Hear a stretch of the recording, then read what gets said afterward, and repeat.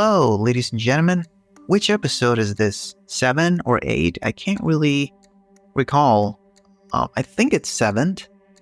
Okay, let's talk about rumination today, because a lot of people I've been hearing and I've been reading about this. A lot of people have been paralyzed by overthinking, by rumination, and it's really, really screwing with their lives because they're paralyzed. They're overthinking. They're going the same thing over and over again.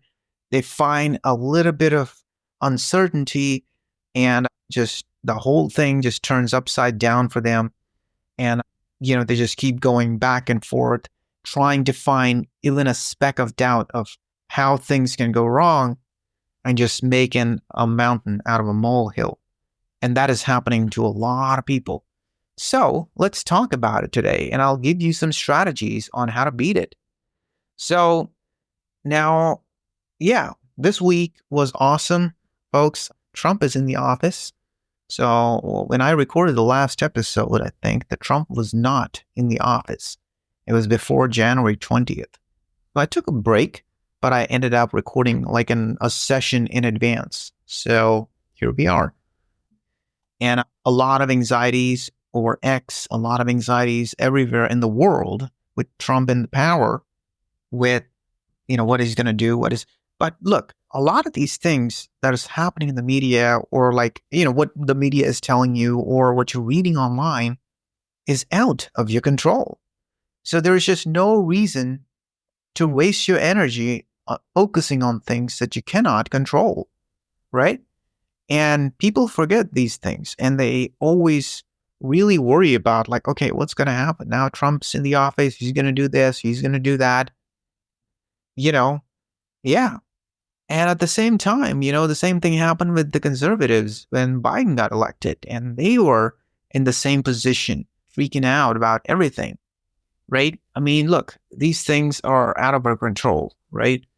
I have many friends who actually really, really are ecstatic that Trump is in the office, and they're really vocal about it as well. And I have friends who are not. So, how am I dealing with this? First of all, I am politically neutral. I don't really care about what is happening in American politics. Why? Because I am not in America. And this is one of those things that I'm seeing all over the world where, the media is obsessed with Trump. And I'm not talking about American media here. I'm talking media of different countries, like Thai media here, where I am. They're obsessed with Trump. They're reporting, tiniest bit of domestic American news here. Like, people in Thailand do not care about these things, it's crazy. Same thing, in other parts of the world, countries that are not going to be impacted by American elections. They're really obsessed. So, it helps to reduce your exposure to media. It helps to reduce your exposure to social media as well. And if there's only one thing you can do, just one thing to improve your mental health, to improve your productivity, and just, improve your life in general, reduce your anxiety, that is to limit your social media. Limit your social media to just 1 hour a day, right? And even then, that is just way too much. Even 1 hour can do a lot of damage. I would say 15 minutes or maybe 20 minutes, right? And that does not include watching really good quality YouTube series or something like that. I'm talking one of those brain rot kind of content. So they did a research on this, and turns out a moderate amount of social media every day is actually good for you, right? 15 minutes, 10 minutes. But they've noticed that when it went over an hour a day, that is when it started showing significant effects. People were going into depression, and anxieties are turning into panic attacks, and people were developing non-clinical ADHD, meaning nothing was really wrong chemically in their with their head, with people who have ADHD. They were just their attention spans were getting fucked, right? I apologize for that. Sometimes I'm working on my language skills. All right. So their attention spans were getting wrecked. And these people didn't have ADHD, right? Like clinical ADHD, something that's like, something chemically wrong with your brain and you have to take medications to help with that. We're talking like normal people developing poor attention spans. And of course, if you're going to train your brain to consume that kind of content, that is going to happen to you, right? And I think I saw this happening in real time when Vine was around. If you guys were familiar with Vine, it was a social media. It had like 5 seconds videos. It was super successful. And a lot of celebrities of today's were Vine famous originally, like Logan Paul and his brother. They were huge on Vine and some other people as well. Then Twitter bought it for $30 million and then they canceled it, closed it down. I don't know why they did it, but they'd done a lot of stupid shit and it was one of them. So I don't know. They could have been a fucking TikTok, back in the days when Vine was like super huge. So anyway, after that, TikTok saw that and they created an app, based on similar things, similar principles. And they got super successful. Anyway, so yeah, if you can give up on social media, just lower your consumption to 15 minutes a day and never in the morning and before bed. You can only do it like in the afternoon or something like that for 15 minutes max. And try not to have too many accounts, right? That is just going to help you a lot, right? And yeah, so if you can just take one advice from me, that would be it. Now, let's talk about rumination. So I have a guest coming next week, I think. Maybe I'll check the schedule. And we've talked about this in Linux, right? So we discussed rumination, how it screws up your brain, not really how it screws up your brain, but like what is wrong in your head that leads to rumination, right? And in most cases, this is anxiety. You are just anxious about something.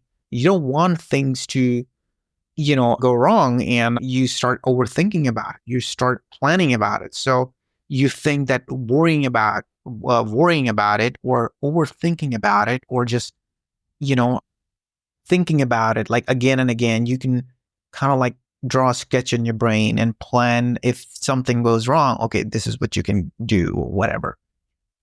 It doesn't really help, right? And by the way, for the folks who don't really know rumination, the word, how cows eat the food, like eat the grass, then they bring that food back into their mouth to chew and then they swallow it and then they bring it back out to their mouths again and then they chew, right? And they do this all day. And that's why you see cows chewing all day.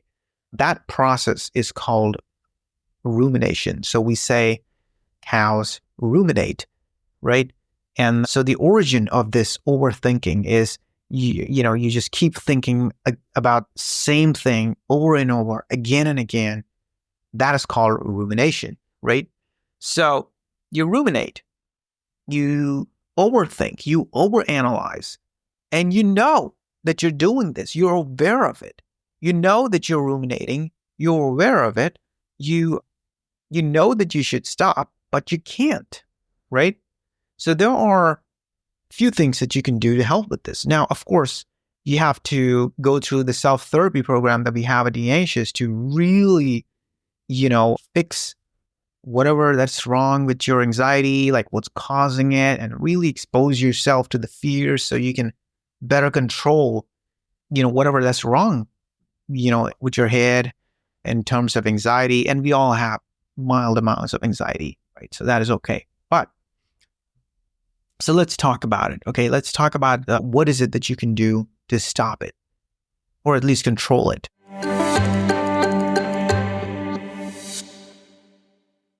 Before we begin, we've launched another product called Calls by The Anxious. You might want to go out there and check it out, where you can talk live to an actual real AI therapy coach, and they can walk you through whatever you're going through. You can even do couples session. You can talk to Einstein in his real voice and he can help you with physics. It's crazy how real it feels. And I'm blown away with what our team was able to accomplish. And I'm sure you're going to love it. You should. So go ahead and go to the URL calls.theanxious.com so you can try it for 5 minutes for free. And it's just really amazing, guys. Like like if you're lonely and you need somebody to talk to, you can try it out. We even have models that can be your girlfriend or boyfriend or whatever you want them to be.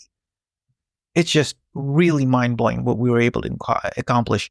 We also have health coaches. We have people you can talk to. We can have like on Halo there was Cortana, and not like the Cortana Microsoft developed, the Cortana that was like always online available. It's kind of like this, and she's always available for you. You can talk to them, any models you want, and it's completely private. By the way, once you hang up the phone, the session is erased. So it's like really amazing piece of technologies, and I'm proud to be the first in the market to bring this to you. So go ahead and check it out. calls.theanxious.com. And I'll ask my podcasting guy to post the link anywhere this is being distributed. So, all right, see you there.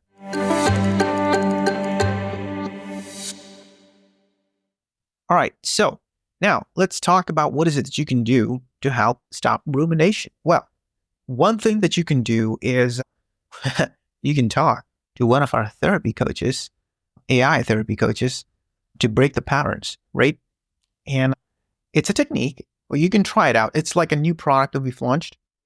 And so what you would want to do is talk about, well, literally anything else than whatever you were ruminating about, right? When you do that, you're essentially breaking the pattern. And it really helps. And this is important. You do not want to talk about whatever you were ruminating about, right? You do not even want to go into that zone. And if you can do that, like you are essentially interrupting the pattern, but you do not want to engage in that conversation about whatever you're ruminating about, because you would start seeking reassurance, and that is not where you want to go. Okay. So that's like one of those techniques that you can do. Okay. The first thing you would want to do is embrace the uncertainty. Look, the only thing that is certain is that there's nothing that is certain. I think it's a Stoic quote. So work with whatever information you have. What is it that you can do right now with whatever you have, right? If new information comes, okay, you can deal with that whenever that happens. But uncertainty is part of life. And not embracing uncertainty is just going to lead to chaos. Okay? That is just how things are. So embrace uncertainty. The second thing you would want to do is to detach yourself from the problem you're having or from whatever you were ruminating about, right? And the way you do this is by, hold on a second, let me see if it's recording, because that is cool. That puts me at ease. Sometimes, I would forget hitting a record button, and it just makes everything worse. Okay. So detach yourself from whatever, you're ruminating about. That is really important, because you are not your problems. You are absolutely not the situations that you might end up in, right? Yes, you are the products of your habits. You're the products of, the decisions you've made in the past, but you're not the problems, right? Like they're not you. They're not your life, right? And once you detach yourself, you can get a bird's eye view of the problems that you're facing, right? And then you can use a problem solving technique of thinking, okay, is there something I can do about this, right? If I can, what is it that I can do? Let me lay it out, put it down, and then close the book. That is it.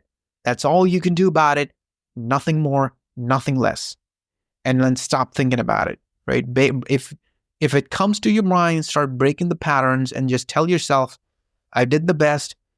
That's where it is, okay?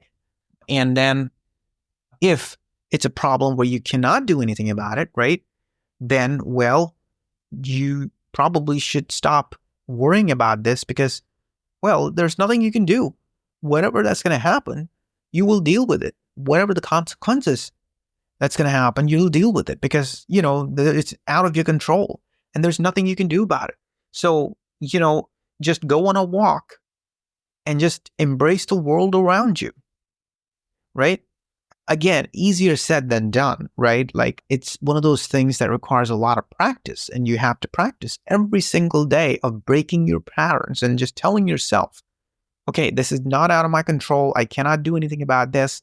So, what is it that I can do? Maybe you can reach out to somebody and talk to them about this, right?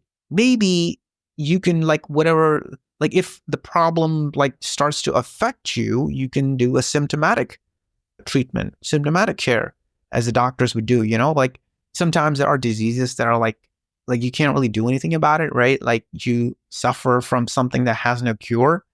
So the doctor would give you symptomatic treatment, right? So, okay, so this disease causes headaches. All right, well, here's something for your headache, right? This is something that you can do for, problems that are out of your control, right? And once you do that, when you deal with the problems as they come, you just say, close the book and be like, okay, that is it. If I can't do anything about it, I won't ruminate on this because it's not helping. It's expending the energy that I could use for something else, something productive. I could focus on something else, something productive, something meaningful, but this is not it, right? And which leads me to the third point, and it's when you're in a hole, or when the problem becomes too large for you, it would often overwhelm you if you try to take on that entire problem yourself, right? So for example, your house is getting foreclosed, right? Or you lost your house in a fire. What is it that you can do? It's going to be daunting, right? Or you are a Marine surrounded by enemies. It would be insanely daunting. Like, okay, I can't get out of this. Like, this is just too big. The walls are closing on me from all four sides. I don't know what to do, right? In that case, you take iterative small steps, right? You take a small step forward and then another small step forward. Just tackle one small problem at a time, right?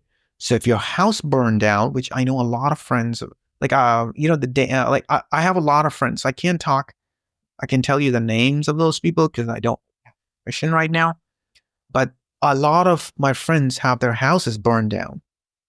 Okay, I can probably talk about Dan. He lost his house. The guest that I had last week, his house burned down in LA. And the reason why I can talk about it is because it's a public knowledge because, like it's out on the internet. And so, yeah, it is crazy. Like, so how do you deal with things like that? And, look, friends and family came together and they helped him out and, he's happier now. So things happen and you just pick up yourself and move iteratively, take one step at a time. So if your house burned down, okay, what is it that I can do? Okay, the first step would be I need to find shelter, right? So that is the most important thing. Second, I need to make sure that I have access to all my documents. And if I don't, what is it that I have to do about this? Third, I need to document everything for the insurance and, just take small steps like that. And then, like you will start to see light at the end of the tunnel. And it's insane how many people lose in life because they stop trying, because the problem seems too daunting for them to approach, So if you can just, develop the skill set of moving like one step at a time, take one small step at a time, it's going to make a huge difference, right? So yeah, like the same thing with goals too, right? Like I know people who tell me, oh, well, this year I want to buy a big ass house or something like that. I'm like, okay, well, how is it that you can make it happen? Break it down, So if you're in a situation where the problem seems insanely daunting to you or too big to tackle, you can try these three things. Okay. First, not in the order that I've said. First, because I have a goldfish memory. First is to embrace the uncertainty. Okay. Things are going to happen. That's going to be out of your control and you can't really do anything about it. Maybe you can, maybe you can't. Second is to detach yourself from the problems. Okay, so whatever problem you're in, whatever you're ruminating about, is you detach yourself. Third, take iterative action steps, right? And either to get out of that hole that you're in, or the problem that you're in, or the situation you're in, or the relationship troubles you might be having, or something else, right? Sometimes it helps to just clear the slate and start all over again. So, if you have, if you're in a hole that is too big, it makes sense to start all over again. Just cut your losses. But, I don't really know what what situation you're in. So I'm just, giving you a vague example that's appealing to most people here. So these are the 3 things that you can do to stop ruminating. And if you'd like to learn more about this, talk to one of our models at calls@theanxious.com. You'd be surprised how much they would be able to help you out, right? They might even be able to help you solve this problem, whatever you're in, right? I guess it comes down to those Stoic principles, with dichotomy of control. Can I do something about it? If so, what is it that I can do about it? Write it down, okay? And then once I've done that, close the book. If I cannot do anything about whatever problem I'm in, or the situation, or whatever that's going through my head, then can I talk to anybody about this? Just to, be at ease. If I cannot, then okay, I will accept that, because I'm going to embrace the uncertainty. And once you do that, it helps a lot. It just empowers you, because it's a way of life, and it requires practice, just like everything. So, yeah, there is that. So for all the De-Anxious users, if you have any suggestions, any ideas, or topics for future episodes, do let me know, and I will see you in the next one. This was the quick one. I just wanted to give you this exercise. Okay, take care. Peace. Bye.